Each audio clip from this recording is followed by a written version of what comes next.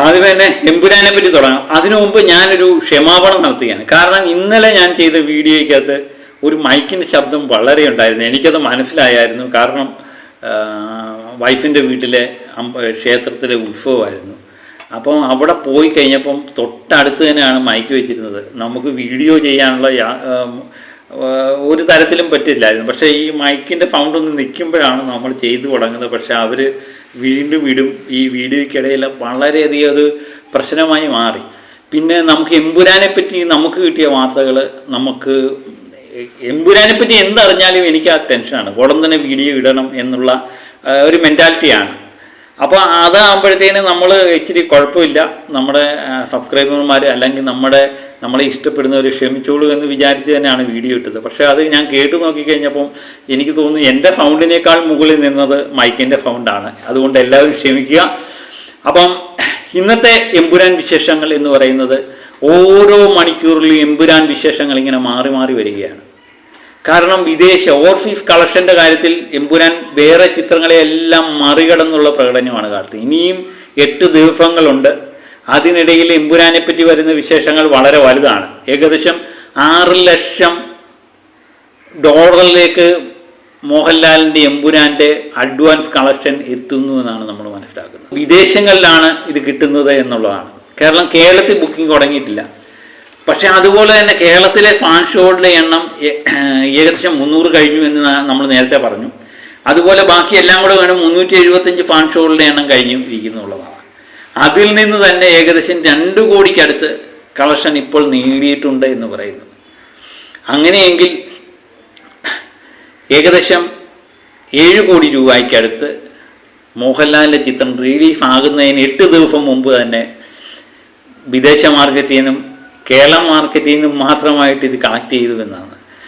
കേരളത്തിൽ ബുക്കിംഗ് തുടങ്ങിയിട്ടില്ല എന്നുള്ളത് മനസ്സിലാക്കണം. ബുക്കിംഗ് തുടങ്ങാതെ തന്നെ ഫാൻ ഷോകളുടെ എണ്ണം നിറച്ചു വെച്ചിരിക്കുക. മിക്കവാറും സെൻറ്ററുകളെല്ലാം ഫാൻ ഷോയാണ്. അപ്പോൾ 8 ദിവസങ്ങൾ കഴിഞ്ഞ് കഴിഞ്ഞാൽ എനിക്ക് തോന്നുന്നു 500 ഫാൻ ഷോയ്ക്ക് മുകളിൽ ഇത് പ്രതീക്ഷിക്കാമെന്ന് തോന്നുന്നു. അപ്പോൾ അത്രമേൽ വായുവാണ് ഇതുണ്ടാക്കിയിട്ടിരിക്കുന്നത്. അത്രമേൽ ആരാധകർ പ്രതീക്ഷിക്കുന്നു. അതുപോലെ തന്നെ നമ്മുടെ ഇൻഡസ്ട്രീൻ്റെ കാര്യത്തിൽ നോക്കുകയാണെങ്കിൽ ഇത് പ്രതീക്ഷിച്ചിരിക്കുന്ന ആൾക്കാർ 2 ലക്ഷമൊക്കെ കഴിഞ്ഞു എന്നുള്ള. ചിത്രം ഇറങ്ങി 8 ദിവസത്തിന് മുമ്പുള്ള കാര്യം ഞാൻ പറയുന്നത്. ചിത്രം അടുക്കും തോറും ആൾക്കാർക്ക് ഇത് കാണാനുള്ള പ്രതീക്ഷ കൂടുന്നുണ്ട്. ഏകദേശം 5 ലക്ഷം പേർക്ക് മുകളിലൊക്കെ എത്താനുള്ള സാധ്യതയുണ്ട് എന്ന് തോന്നുന്നു. അപ്പം അങ്ങനെ കാര്യങ്ങൾ മുന്നോട്ട് പോകുന്നു. വളരെ നല്ല രീതിയിൽ തന്നെയാണ് മോഹൻലാലിനെ ഇഷ്ടപ്പെടുന്ന എല്ലാവരെയും സംബന്ധിച്ച് വളരെ നല്ല രീതിയാണ്. മലയാള സിനിമ ഇഷ്ടപ്പെടുന്നവരെ സംബന്ധിച്ച് നല്ല രീതിയിൽ തന്നെയാണ് മുന്നോട്ട് പോകുന്നത്. പിന്നെ ചിലവർക്കൊന്നും ഇത് അങ്ങോട്ട് ദഹിച്ചിട്ടില്ല, പിടിച്ചിട്ടുമില്ല. പിന്നെ പല രാജ്യങ്ങളും മോഹൻലാൽ ഫാൻ ഷോകൾ സംഘടിപ്പിക്കുന്നു എന്നുള്ളതാണ്. നമ്മൾ ഇത്രയും നാളും പ്രതീക്ഷിക്കാത്ത പല രാജ്യങ്ങളും. പിന്നെ നമ്മളിപ്പം കിട്ടിയൊരു വാർത്ത എന്ന് പറഞ്ഞാൽ UK തിയേറ്ററിൻ്റെ എണ്ണം കൂട്ടുന്നു, ഷോകളുടെ എണ്ണം കൂട്ടുന്നു. കാരണം അവിടെ ഉണ്ടാകുന്ന എന്താ പറയുന്നത് ടിക്കറ്റ് ബുക്കിംഗ് എന്ന് പറഞ്ഞാൽ വളരെയധികം മാസമായിട്ടുള്ള ടിക്കറ്റ് ബുക്കിംഗാണ് നടന്നുകൊണ്ടിരിക്കുന്നത്. അപ്പോൾ അത്രമേൽ ആൾക്കാർ ഇഷ്ടപ്പെട്ടു തുടങ്ങിയിരിക്കുന്നു. അതുകൊണ്ട് തിയേറ്ററിൻ്റെ എണ്ണം കൂട്ടുന്നു. 25ഓളം സ്ക്രീനുകൾ പുതിയതായിട്ട് ചാർട്ട് ചെയ്യുന്നു എന്ന് പറയുന്നു. അതിൻ്റെ റിപ്പോർട്ടുകൾ നമുക്ക് വരുന്നുണ്ട്. അതുപോലെ തന്നെ പുതിയ ഫാൻ ഷോകൾ പല രാജ്യങ്ങളിൽ ഉണ്ടാകുമെന്ന് പറഞ്ഞു. ജർമ്മനിയിലെ കാര്യം നമ്മൾ പറഞ്ഞു. ഇന്നലെ നോർത്ത് അമേരിക്കയിലെ കാര്യം പറഞ്ഞു. കാനഡ എന്ന് വേണ്ട യൂറോപ്യൻ രാജ്യങ്ങളിലായാലും അമേരിക്കൻ നാടുകളായാലും ഗൾഫ് രാജ്യങ്ങളിലായാലും അന്യഭാഷ എന്ന് പറഞ്ഞാൽ നമ്മൾ ഹിന്ദി, തെലുങ്ക്, തമിഴ് ഈ ഭാഷകളിലായാലും എമ്പുരാന് വേണ്ടി ഒരു കാത്തിരിപ്പ്. എനിക്ക് തോന്നുന്നു ഒരു സിനിമ പോലും നമ്മൾ ഹിന്ദി, തമിഴ് അങ്ങനെ എല്ലാ ഭാഷയിലും ചിത്രങ്ങളെല്ലാം നമ്മൾ പ്രതീക്ഷയോടെ കാത്തിരുന്നുണ്ട്. പക്ഷെ അതുപോലെ പ്രതീക്ഷയോടെ കാത്തിരിക്കുന്ന ഒരു ചിത്രമായി എമ്പുരാൻ മാറിയിരിക്കുന്നു. അത് നമുക്ക് അഭിമാനമുണ്ട്, സന്തോഷമുണ്ട്. അപ്പോൾ എമ്പുരാനെ പറ്റി പറയുവാണെങ്കിൽ ഞാൻ പറഞ്ഞില്ലേ ഒത്തിരി കാര്യങ്ങൾ എമ്പുരാനെ പറ്റിയുള്ള വാർത്തകൾ ഇങ്ങനെ ദിനം പ്രതി വന്നുകൊണ്ടിരിക്കുകയാണ്.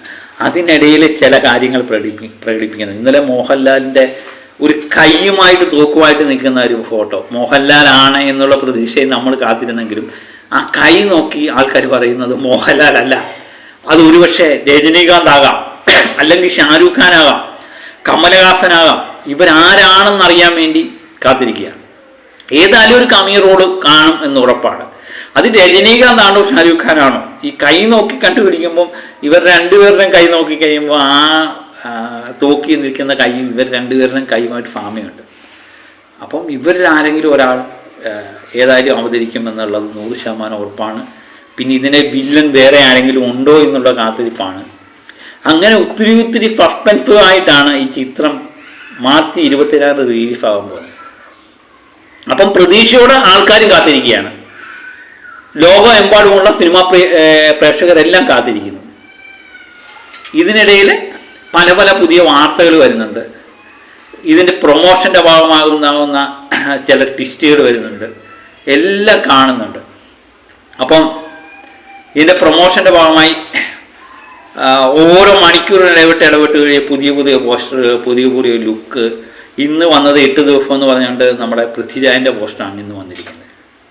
ഇന്നലെ മോഹൻലാലിൻ്റെ പോസ്റ്ററാണെങ്കിൽ ഇന്ന് പൃഥ്വിരാജിൻ്റെ. ഇനി ഓരോ വ്യക്തികളുടെ പോസ്റ്ററായിട്ട് വരും.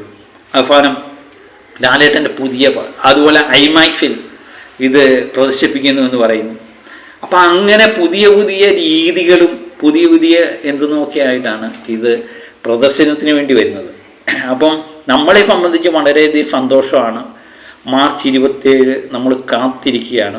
ഓരോ ദിനം കഴിയുമ്പോഴും കലണ്ടറിൽ വട്ടമിട്ട് ഓരോ ദിവസവും എഴുതി മാറ്റിക്കൊണ്ടിരിക്കുകയാണ്.